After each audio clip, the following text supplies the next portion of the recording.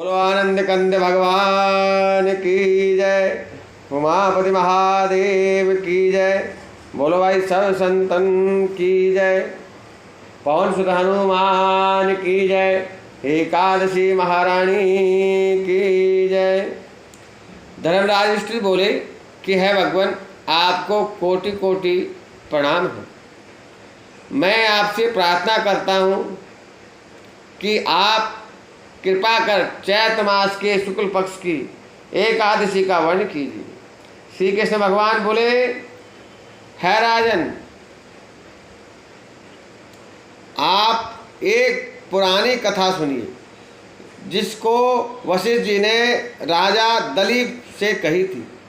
वह राजा दलीप ने पूछा कि गुरुदेव, चैत्र मास के शुक्ल पक्ष की एकादशी का क्या नाम है, उसमें किस देवता की पूजा होती है तथा उसकी विधि क्या है, सो आप कृपा पूर्वक बताइए। महर्षि वशिष्ठ जी बोले, राजन, चैत्र मास के शुक्ल पक्ष की एकादशी का नाम कामदा है। यह पापों को नष्ट कर देती है।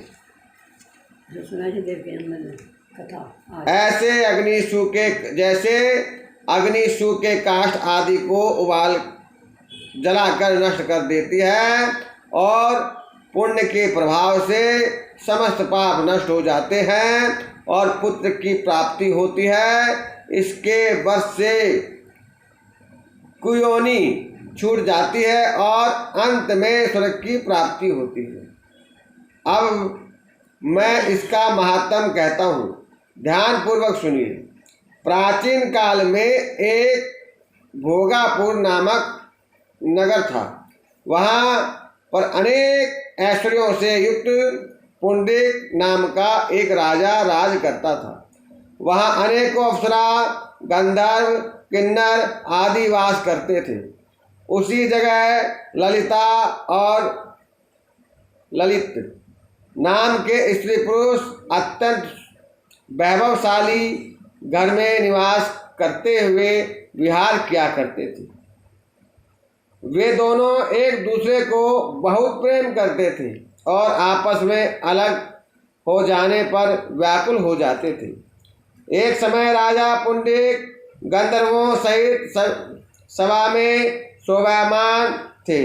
उस जगह ललित गंधर्व भी उसके साथ गाना गा रहा था और उसकी परिक्रमा प्रियतमा ललिता उस जगह नहीं थी। उससे वह उसको याद करने के कारण अशुद्ध गाना गाने लगा। नागराज कंकोट ने राजा पुंडरीक से इसकी शिकायत की। इस पर राजा पुंडरीक ने ललित को श्राप दे दिया कि अरे दुष्ट, तू मेरे सामने गाता हुआ भी अपनी स्त्री का स्मरण कर रहा है। इससे तू कच्चे मांस और मनुष्य को खाने वाला हो जा। तू महापापी है। अपने कर्म का अब तू फल भोग। राजा पुंडरीक के श्राप से वह ललित गंधर्व उसी समय एक विकराल राक्षस हो गया। उसका मुख भयानक हो गया।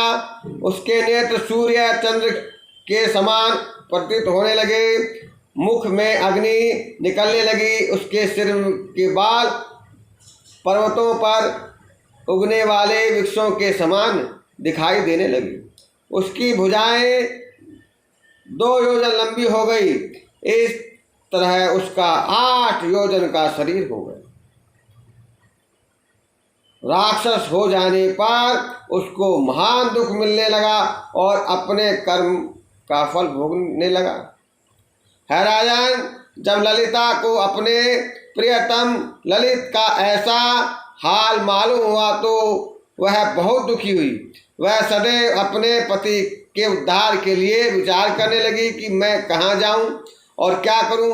यह राक्षस घोर वनों में रहने लगा और अनेक प्रकार के पाप करने लगा।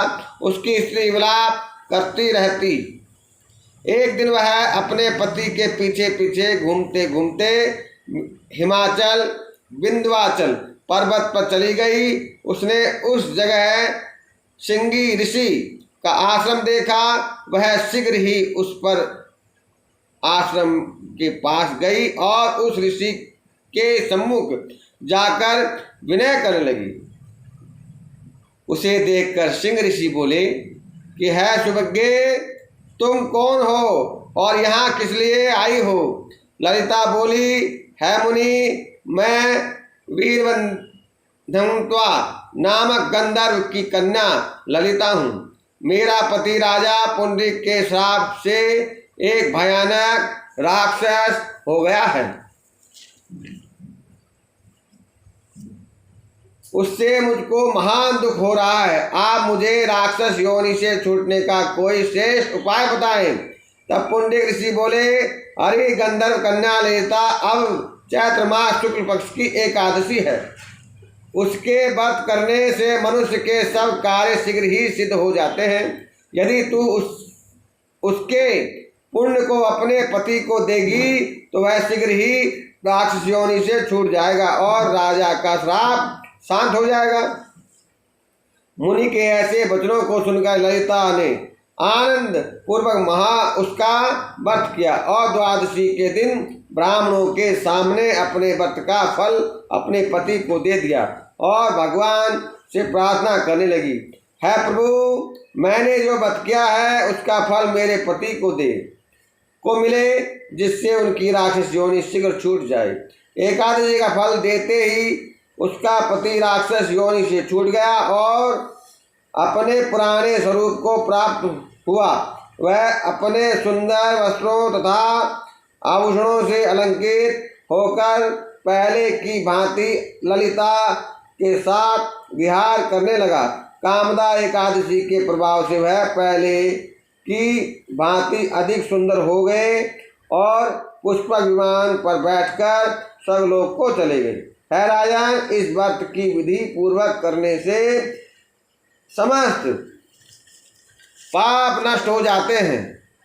उसके बाद से मनुष्य ब्रह्म हत्या इत्यादि के पाप से राक्षस आदि योनि से छूट जाते हैं। संसार में इसकी कथा व महत्तम के शरण में पठन से वाजपेयी यज्ञ का फल आपे आप मिल जाता है। बोलो एकादशी महारानी की जय। बोलो विष्णु भगवान की जय।